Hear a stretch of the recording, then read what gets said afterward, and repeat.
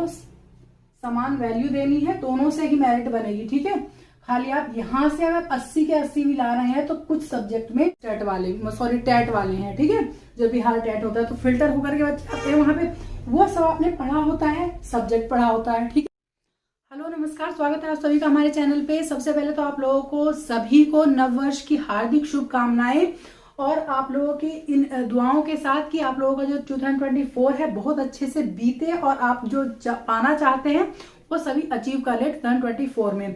और जिन लोगों का बीपीएससी टीआरई 2 में रिजल्ट हो गया उन लोगों को बहुत बहुत बधाई, और जिन लोगों के कुछ मार्क्स से रह गया है उनका मतलब 99% चांसेस हैं कि जो सप्लीमेंट्री रिजल्ट है वो आएगा, तो उन लोगों का जरूर हो जाएगा उसमें।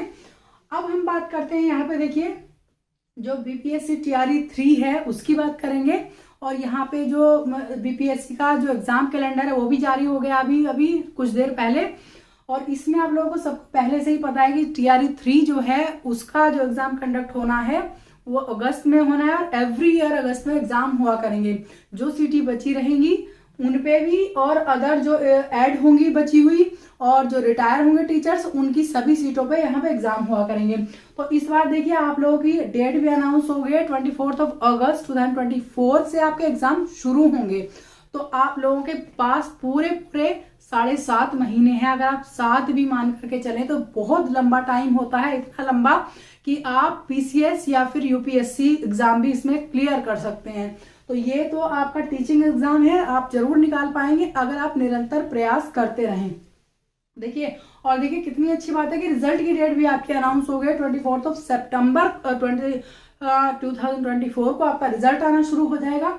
इससे अच्छा कोई कैलेंडर हो सकता है, और हो सकता है मई या जून में आपको एप्लीकेशन फॉर्म्स देखने को मिल जाएं।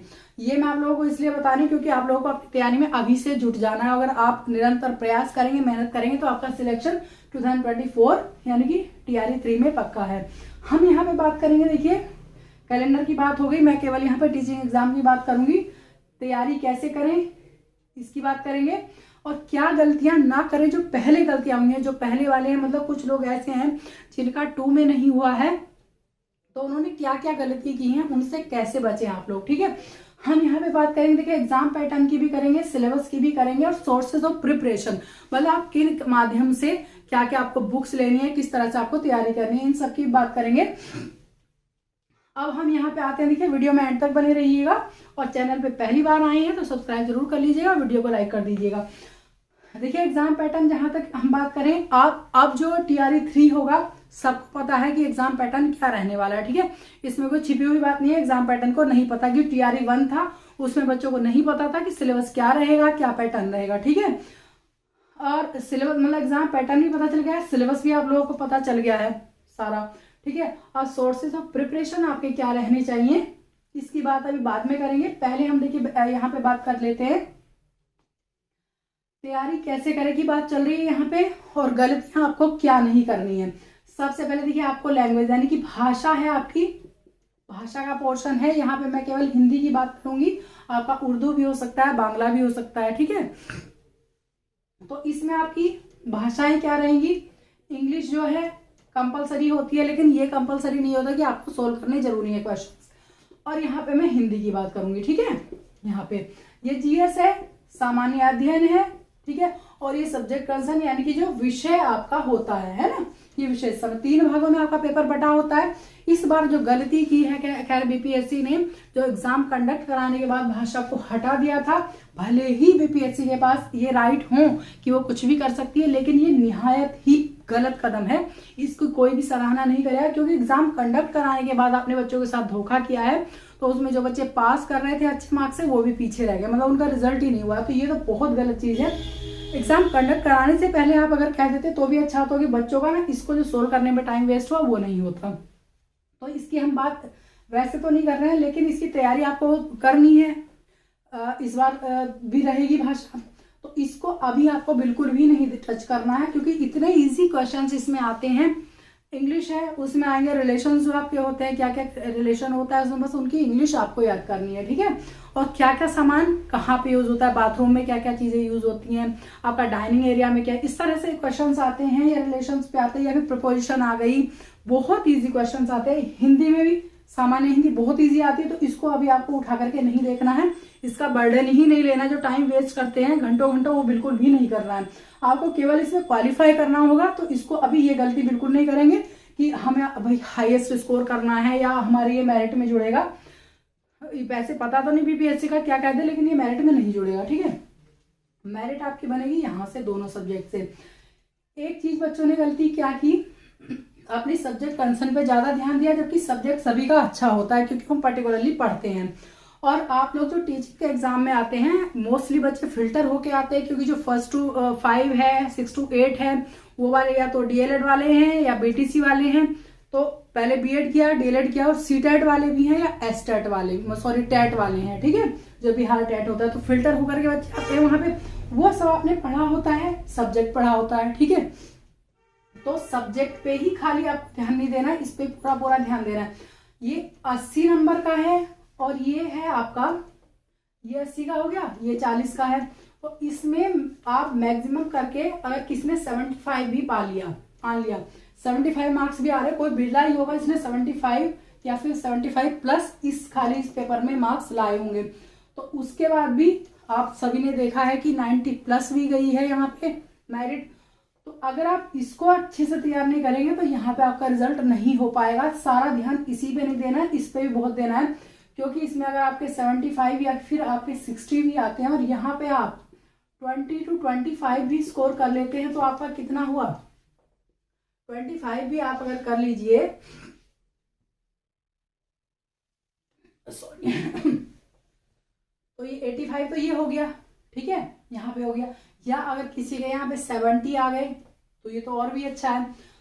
तो आपको दोनों को ही सेम टाइम देना पड़ेगा, और अभी से आपके पास बहुत ज्यादा टाइम है, उसको आप अभी से डिसाइड कर लीजिए। चाहे तो आप 1 to 5 से की तैयारी कर रहे हैं, या फिर आप 6 to 8 की, 9 to 10 या 11 to 12 जो भी आपका है। और आई होप आप लोगों को सब पता होगा कि क्या आपकी एलिजिबिलिटी इसमें है, सभी चीजें पता होगी। तो आपको इस पे भी समान ध्यान देना है, ठीक है। खाली अपना सब्जेक्ट ही तैयार नहीं करना है, यहाँ से भी तैयारी करना है। मैं अपने चैनल पे तैयारी कराऊंगी इंग्लिश की, अभी यूपी टीजीटी पीजीटी की कराने वाली हूँ। तो लैंग्वेज जो होती है, मतलब जैसे इंग्लिश है, तो वो तो यूनिवर्सल है। आप अगर बिहार में पढ़ते हैं तो भी ग्रामर के रूल्स वही रहने हैं, और यूपी में पढ़ते हैं तो वही रहने हैं, पूरे ऑल ओवर इंडिया में वही रूल्स रहने हैं। तो पूरी मैं ग्रामर की तैयारी कराऊंगी, यहाँ पे जुड़े रहिएगा चैनल पे। और जो एग्जाम में आता है केवल वही कराऊंगी, एक्स्ट्रा नहीं कराऊंगी, ठीक है। फिर उसके बाद लिटरेचर की भी कराऊंगी, क्योंकि अनएक्सपेक्टेड इस बार क्वेश्चंस आए थे बीपीएससी टीआरई 2 में लिटरेचर के, पहली बार तो नहीं आए थे, तो इस बार आ गए थे लिटरेचर के। तो लिटरेचर पे भी आपको ध्यान देना है इस बार, ठीक है। जैसे जो बच्चे यूपी की तैयारी कर रहे थे, उन्होंने तो लिटरेचर का कर रखा था। मेरे नॉलेज में कम से कम भी 30 से 35 बच्चों का हुआ है, तो वो मतलब यूपी की भी तैयारी कर रहे थे, कुछ बिहार के, कुछ यूपी के। तो यूपी टीजीटी पीजीटी की तैयारी कर रहे थे, तो उनकी लिटरेचर की भी तैयारी थी और ग्रामर की भी, तो उन्होंने अच्छा स्कोर कर लिया। इसी तरह से आपको अगर भाषा की तैयारी, मतलब लैंग्वेज की कर रहे हैं अपनी, सॉरी, जो आपका जैसे इंग्लिश है या हिंदी है, तो लिटरेचर और अपना ग्रामर दोनों आपको तैयार करने हैं। अब यहाँ पे देखिए आती है ये गलतियां जो आपको नहीं करनी है, कि दोनों को समान वैल्यू देनी है, दोनों से ही मेरिट बनेगी, ठीक है। खाली आप यहां से अगर 80 के 80 भी ला रहे हैं, तो कुछ सब्जेक्ट में 80 पे भी नहीं हुआ है, ठीक है। तो दोनों को ही वैल्यू देनी पड़ेगी। इसको आप अभी उठा करके रख दीजिए, बहुत इजी आते हैं, एग्जाम से 8 दिन पहले देखेंगे तो भी आपका क्वालिफाई हो जाएगा। आप देखिए बुक्स देखते हैं, बुक्स लिखा हुआ है कि आपको एनसीईआरटी और एससीईआरटी फॉलो करनी है, ठीक है। तो एनसीईआरटी तो पढ़नी है, 6 to 12 बताते हैं सभी, लेकिन मैं कहूंगी आप 5th क्लास से पढ़ना शुरू कीजिए। 5th क्लास की एनसीईआरटी से 5th to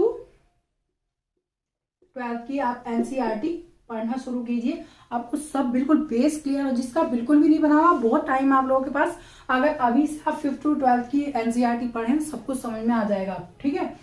और एससीईआरटी में ये है, अगर मैं कहूँ इंग्लिश की बात, तो उसमें जो आपके जो प्रेस्क्राइब्ड चीजें हैं बस वही चीजें वो SCERT से आएंगी, नहीं तो इंग्लिश में तो जो ग्रामर है वो सभी की सेम रहनी है, और जो आपकी यूनिवर्सिटी वगैरह में चलते हैं, जैसे कोई राइटर चल रहे हैं तो वो आएंगे, ठीक है। अब यहाँ पे आ गई बुक्स की बात। आपको एग्जाम पैटर्न पता है कि किस तरह से आते हैं, सिलेबस भी आपको पता है, तो आप एक काम, अब ये देखिए चैनल्स की और सेल्फ स्टडी की बात करते हैं सबसे पहले। तो आप लोगों को बुक्स में एनसीईआरटी हो गई, ठीक है। तो एनसीईआरटी के साथ आपको क्या करना है, जितने भी, जैसे आपका जो बीपीएससी मतलब जो पीसीएस वाला एग्जाम है उसका जीएस के पेपर आप उठा करके देख लीजिए, सारे के सारे जो जीएस वाला पोर्शन है वहीं से प्रश्न आए हैं, अलग से नहीं, क्योंकि बीपीएससी कंडक्ट करा रहा है तो माइंड मेकअप उनका उसी तरह का है, वो आप वही वाले आपको क्वेश्चंस देते हैं जो कि पीसीएस में पूछते हैं, स्टेट पीसीएस में। तो आप अगर बिहार प्लस यूपी पीसीएस के जो जीएस वाले क्वेश्चंस हैं वो अगर सोल्व कर लें 10-12 सेट, तो आपको आइडिया हो जाएगा, बहुत अच्छे से आपको याद हो जाएंगी आपके जीएस में कौन से प्रश्न आने हैं। और करंट अफेयर्स पे आपको पूरा ध्यान लगा के रखना है। करंट अफेयर्स के बहुत अच्छे खासे क्वेश्चंस आए थे और थोड़ा सा ट्रिकी क्वेश्चंस भी थे, तो आपको करंट अफेयर्स पे पूरा भी ध्यान रखना है अभी से। अब आती है देखिए चैनल्स की। अगर आपको, जैसे कुछ बच्चे होते हैं कि बिना कोचिंग के निकाल लेते हैं, लेकिन कुछ का ऐसा माइंड मेकअप होता है कि हमें एक कंटिन्यू क्लासेस जाना है, नोट्स बनाने हैं, तो अगर आपको ऐसा ही है तो आप अपना कोई भी पेड कोर्स ले सकते हैं, अगर आप बिना पेड कोर्स के नहीं पढ़ पा रहे हैं, ठीक है। लेकिन उनका, जिनके की रिजल्ट अच्छे हैं और जो फालतू चीजें नहीं पढ़ाते हैं, केवल टू द पॉइंट पढ़ाते हैं, ठीक है। और सेल्फ स्टडीज में मैं आपको बताऊं, ये जो चीजें हैं ये मैटर करती है 20%, तो आपकी जो सेल्फ स्टडी है वो 80% आप माने रखती है सेल्फ, क्योंकि देखिए एक ही कोचिंग में लाखों बच्चे पढ़ते हैं लेकिन कुछ ही बच्चों को सिलेक्शन होता है, सेल्फ स्टडी मायने रखती है। इसमें आपको सेल्फ स्टडी करनी है, उसी से आपका सिलेक्शन होगा, किसी कोचिंग से, किसी चैनल से नहीं। बुक्स आपको सभी के पास वही अवेलेबल है, लेकिन पढ़नी आपको ही है। कम बुक रखिए लेकिन उसको कई बार पढ़िए, मल्टीपल टाइम्स रिवीजन कीजिए जो भी आप पढ़ रहे हैं उसका, क्योंकि आप रिवीजन नहीं करेंगे तो आपको याद नहीं होगा बिल्कुल भी, ठीक है। तो इसमें अभी देखती हूँ कुछ चीजें वैसे छूटी नहीं है, जो भी मैंने किया था कवर कर लिया है सारा। और इंग्लिश जो टीजीटी पीजीटी आपका है 6 to 8 सभी के लिए, हमारे चैनल से जुड़े रहिएगा। कोई भी आपकी क्वेरी है, कोई भी समस्या है तो आप कमेंट के माध्यम से पूछ सकते हैं। मैं अभी बता चुकी हूँ, देखिए 24 अगस्त से आपके एग्जाम शुरू होंगे, 24 सितंबर से आपके रिजल्ट आने शुरू होंगे। तो कोई भी क्वेरी है कमेंट के माध्यम से आप पूछ सकते हैं और चैनल से जुड़े रहिएगा। इंग्लिश की इस बार में प्रॉपर तैयारी अभी से शुरू कराऊंगी, और आपको क्या टॉपिक आपको पढ़ना है इंग्लिश में, और जीएस की भी मैं करा दूंगी। इंग्लिश में क्या टॉपिक आपको पढ़ना है वो आप लोग कमेंट बॉक्स में हमें कमेंट कर सकते हैं। और 2024 में कौन कौन सिलेक्शन चाहता है जरूर अपना रेजोल्यूशन लिखिएगा कमेंट बॉक्स में, कि कौन कौन पक्का अपना मन बनाकर बैठा है कि उसको सिलेक्शन लेना है किसमें, 24 में। अगर आप निरंतर प्रयास करेंगे, मेहनत करेंगे, एक चीज सबसे बड़ी है अपनी जो